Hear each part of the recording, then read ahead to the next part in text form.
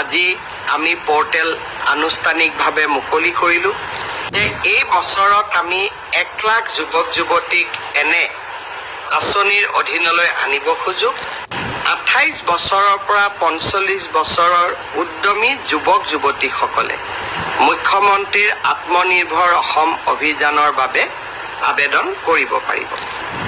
এই আবেদনসমূহ আমি জিলা পৰ্যায়লৈ নিৰ্বাচিত কৰিম। আঁচনিখনৰ প্ৰথম কিস্তিৰ ধন আমি 1 লাখ টকা আগবঢ়াম। মুখ্যমন্ত্ৰী আত্মনিৰ্ভৰত কেনেকৈ এপ্লাই কৰিব নতুন নিয়ম কিন্তু আহি গৈছে। যাক ডিছক্ৰিপশ্যনৰ পৰা লিংকত গৈ চাইন আপত ক্লিক কৰি এইটো চাইন আপ কৰি ল'ব। নিজৰ নাম, এপ্লিকেশ্যনৰ ইমেইল নাম্বাৰ আৰু কণ্টেক্ট নাম্বাৰটো মাৰি পাছৱৰ্ড মাৰি কেপচাৰ কোড মাৰাৰ পিছত ছাবমিট কৰিলে কিন্তু এটা চাইন আপ হৈ যাব আপোনাৰ। তেতিয়া এই মোবাইল নাম্বাৰটো আৰু পাছৱৰ্ডটো মাৰি কিন্তু আপুনি লগ ইন কৰিব পাৰিব।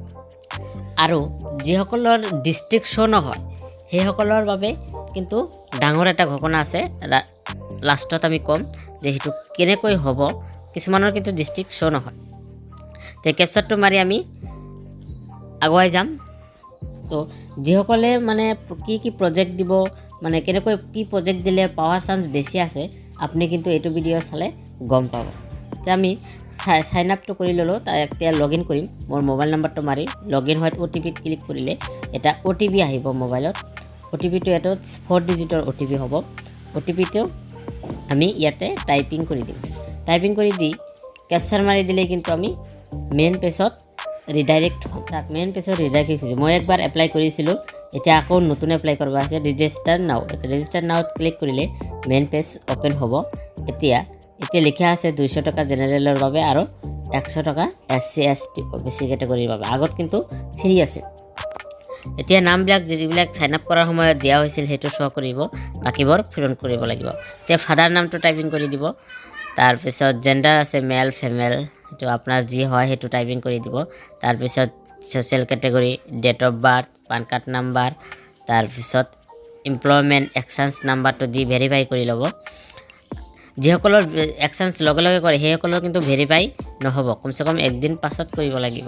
ঠিক আছে। তাৰপিছত ছিলেক্টৰ কি ছেক্টৰত আপুনি প্ৰজেক্টটো দিব পাৰে। মই ফিচাৰী দি আছোঁ আৰু এইটো ছাব ছেক্টৰটো দিব।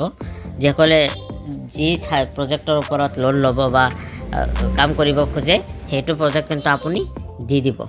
আপলোড ইয়ৰ এপ্লিকেশ্যন পাছপৰ্ট চাইজ ফটোটো আপুনি ইয়াতে আপলোড কৰি দিব।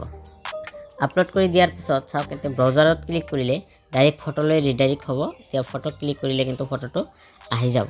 এতিয়া পাৰ্মানেণ্ট এড্ৰেছ হয় মোবাইল নম্বৰৰ সৈতে পাৰ্মানেণ্ট এড্ৰেছটো দিব লাগিব। গতিকে village post office police station দি দিব। ষ্টেটটো চিলেক্ট হ'ব, ডিষ্ট্ৰিক্টটো মাৰি দিব। এতিয়া কিন্তু যিসকলৰ মানে ডিষ্ট্ৰিক্ট শ্ব' নহয় যিসকলৰ মানে ইলেকশ্যন হৈ আছে বৰ্তমান, সেইসকলৰ কিন্তু ডিষ্ট্ৰিক্ট শ্ব' নহয়, এইটো পাছত খুলি দিব। এতিয়া যিটো মোৰ বৰপেটা ডিষ্ট্ৰিক্ট, এইটো বৰপেটা ডিষ্ট্ৰিক্টত ইলেকশ্যন নাই, সেইকাৰণে আহি গৈছে। প্ৰেজেণ্ট এড্ৰেছ পাৰ্মানেণ্ট এড্ৰেছটো ফিল আপ কৰাৰ পিছত আপোনাৰ কোৱালিফিকেশ্যনটো দি দিব। তাৰপিছত একাউণ্ট ডিটেইলছ দি দিব। ইয়াতে bank account number, IFC number এইবোৰ দি ছাবমিট কৰি দিলে কিন্তু আপোনাৰ ছাবমিট হৈ যাব। তাৰপিছত নেক্সট আৰু এইটো মানে বুকিং হ'ল। নেক্সটত আৰু এপ্লাই কৰিব দিব, যিহেতু 2টা ষ্টেপত এপ্লাই কৰা হয়।